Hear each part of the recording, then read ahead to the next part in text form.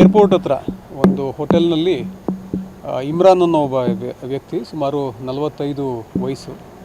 ಈತ ಮತ್ತು ಈತನ ಇಬ್ಬರು ಹೆಣ್ಮಕ್ಳು, 10 ವರ್ಷದ ಒಬ್ಬ ಮಗಳು, 8 ವರ್ಷದ ಇನ್ನೊಂದು ಮಗಳು. ನಿನ್ನೆ ಈವ್ನಿಂಗ್ ಅರೌಂಡ್ 5:30 ಅಷ್ಟೊತ್ತಿಗೆ ಚೆಕ್ ಇನ್ ಮಾಡ್ತಾರೆ. ಇವತ್ತು ಸಂಜೆ ಸುಮಾರು 4 ಗಂಟೆ ಅಷ್ಟೊತ್ತಿಗೆ ಹೋಟೆಲ್ ಸ್ಟಾಫು, ಕ್ಲೀನಿಂಗ್ ಸ್ಟಾಫ್ ಹೋಗ್ಬಿಟ್ಟು ಬಾಗಿಲನ್ನು ತಟ್ಟಿದಾಗ ಯಾರೂ ಕೂಡ ರೆಸ್ಪಾಂಡ್ ಮಾಡೋದಿಲ್ಲ. ಸೊ ಇವರಿಗೆ ಸ್ವಲ್ಪ ಸಂಶಯ ಬಂದು ಸೆಕ್ಯೂರಿಟಿ ಆಫೀಸರ್ಸ್ನೂ ಕೂಡ ಕರ್ಕೊಂಡು ಎಂಟ್ರ್ ಆಗ್ತಾರೆ ರೂಮ್ ಒಳಗಡೆ ಎಂಟ್ರ್ ಆದಾಗ ಇಬ್ಬರು ಹೆಣ್ಮಕ್ಳು ಏನಿರ್ತಾರೆ ಅವರು ಮೃತಪಟ್ಟಿರ್ತಾರೆ. ಸೊ ಅವರ ಶವ ಹಾಸಿಗೆ ಮೇಲೆ ಬಿದ್ದಿರ್ತದೆ. ಈತ ಕೂಡ ಸೂಸೈಡ್ ಮಾಡಿಕೊಳ್ಳಿಕ್ಕೆ ಅಂತಂದು ಚಾಕುವಿನಲ್ಲಿ ಕತ್ತನ್ನು ಕೂಡ ಕೊಯ್ಕೊಳ್ಳಿಕ್ಕೆ ಪ್ರಯತ್ನ ಮಾಡಿರ್ತಾನೆ.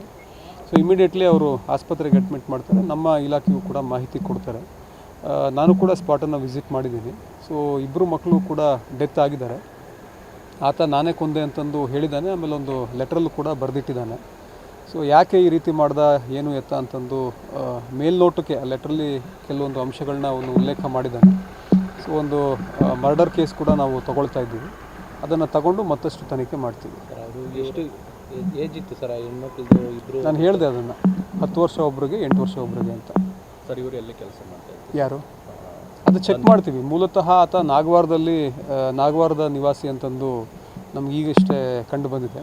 ಸೊ ಈತ ಏನು ಕೆಲಸ, ಏನಕ್ಕೆ, ಇದೇ ಕಾರಣ, ನಾವು ಉಲ್ಲೇಖ ಮಾಡಿದ್ದಾನೆ ಅದೇ ಕಾರಣನ ಏನು ಎತ್ತ ಅಂತ ಅವ್ರ ಫ್ಯಾಮಿಲಿ ಮೆಂಬರ್ಸ್ಗೂ ಕೂಡ ನಾವು ಕಾಂಟ್ಯಾಕ್ಟ್ ಮಾಡಿದ ನಂತರ ಗೊತ್ತಾಗ್ತದೆ. ಕುಟುಂಬಸ್ಥರು ಯಾರಾದರೂ ಬಂದಿದ್ರಾ ಸರ್ ಇಲ್ಲಿಗೆ? ಇಲ್ಲ, ಒಬ್ಬರು ಕಾಂಟ್ಯಾಕ್ಟ್ ಮಾಡಿದ್ದಾರೆ. ಸೊ ಅವನಿಗೆ ಒಬ್ಬ ಬ್ರದರು ಮತ್ತು ಅವನ ತಾಯಿ ಇದ್ದಾರೆ ಅಂತಂದ್ಬಿಟ್ಟು ಅವನು ನೋಟ್ ಮಾಡಿಟ್ಟಿದ್ದಾನೆ. ಸೊ ಅದನ್ನು ಕೂಡ ಪರಿಶೀಲನೆ ಮಾಡ್ತಾಯಿದ್ವಿ. ಸರಿನಾ?